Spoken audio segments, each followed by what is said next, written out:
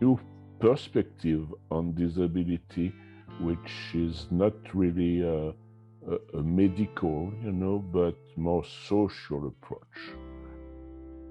Interacting with the social context, the cultural context, also the physical.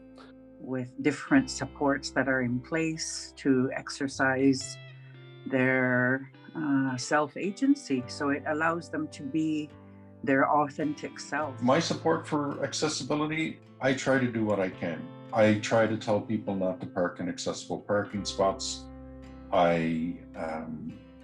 PSAC North has a disabilities committee that I'm involved in.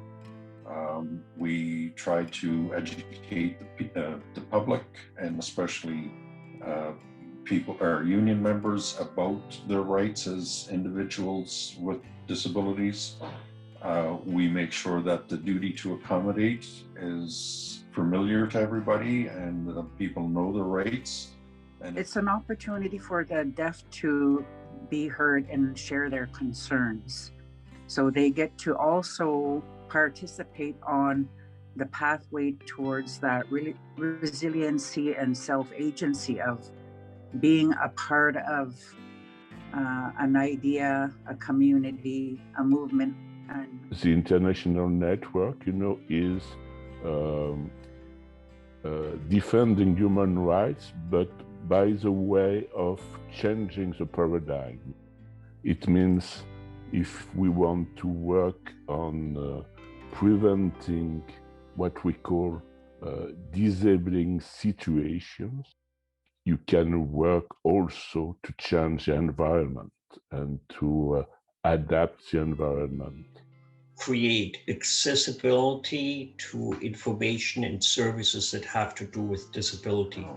And for people that are providing services to the public, whether you're a restaurant, a retail store, a digital phone store, a taxi service, by law, you have to provide that service to people with disabilities.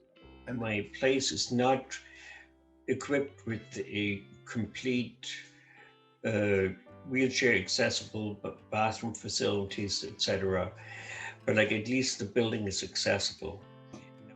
My experience in it is that I see that there's a lot of pushback against creating accessibility because a lot of people consider it to be a lot more work in trying to make it happen, when that's really not the case. It's just part and parcel with everyday operations in business. A lot of them either go to school or work or do small businesses or add different capacity to different projects by providing interpretation in some cases. And I'm very excited to have been working with them the last 15 years. I can't understand why there aren't more employers like me per se, or people in the workplace even like me. I simply want to treat people the way that I want to be treated. Tomorrow I may have a barrier to my existence in life, and if I were to lose the opportunity to feel good about myself in what I do in my life because I was unable to have access to some part of the workforce or some part of society, I would be devastated. And I would never want that visited upon anyone that I'm able to make that difference for in life. So it's very simple.